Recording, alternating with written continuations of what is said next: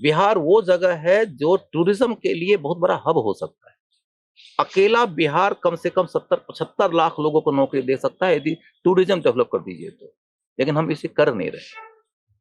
तो मोटे तौर पे यदि आप समझना चाहिएगा तो आपको ये बात समझ में आने को है कि बिहार के ग्रोथ के बारे में यदि सोचना चाहते हैं तो सबसे पहला काम यह है कि बिहार के लोगों को इस बात का यकीन हो जाना चाहिए कि अपराध नहीं होगा।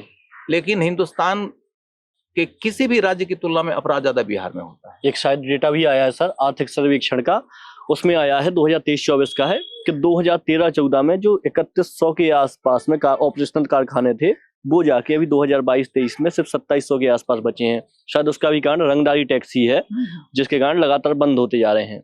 मतलब आप ये समझिए कि आप किससे उम्मीद कर सकते हैं कि अपराध कम कर देंगे। जी, सुशासन का दावा करते हैं नीतीश बाबू और हमारे कॉन्स्टिट्यूंसी से वो टिकट देते हैं अनंत सिंह को, और सामाजिक न्याय लाने की बातें करते हैं आरजेडी के लोग और हमारे यहाँ से टिकट देते हैं वो सूरजभान सिंह के पत्नी जी।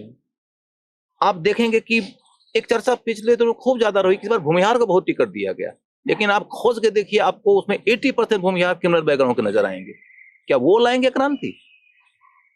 किसी की नीयत ही नहीं दिखती है कि रियल माने में वो सुशासन लाना चाहते हैं, लेकिन ये जरूरी शर्त है, नहीं तो बिहार के लोग बिहार छोड़ के भागते रहेंगे। दूसरी बात यह है कि बिहार की अधिकतम आबादी कृषकीय है, तो एग्रीकल्चर के क्षेत्र में आपको स्पेशल काम करना पड़ेगा। एग्रीकल्चर के ग्रोथ के अलावे उसके विपणन, उसके आधार पर होने वाले एग्रोबेस इंडस्ट्रीज, एग्रीकल्चरल प्रोडक्ट्स के स्टोरेज, इन सबों पे स्पेशल काम करना पड़ेगा। तीसरी बात यह कि बिहार के पास में यंग आबादी है और हम लोग अभी डेमोग्राफिक डिविडेंस के दौर में चल रहे हैं। तो डेमोग्राफिक डिविडेंस के दौर में चलने वाला बिहार, ऐसे टैलेंटेड युवकों वाला बिहार जो पूरे देश नहीं विश्व में जाकर अपना नाम और अपने देश, अपने राज्य का नाम गौरव से बढ़ा रहा है, उसको बिहार में मौका क्यों नहीं मिल रहा है? बिहार को इसी तरह के इंस्टीट्यूशन की जरूरत है कि जो उसके टैलेंट को निचोड़ सके और उसको आगे बढ़ने में सपोर्ट कर सके।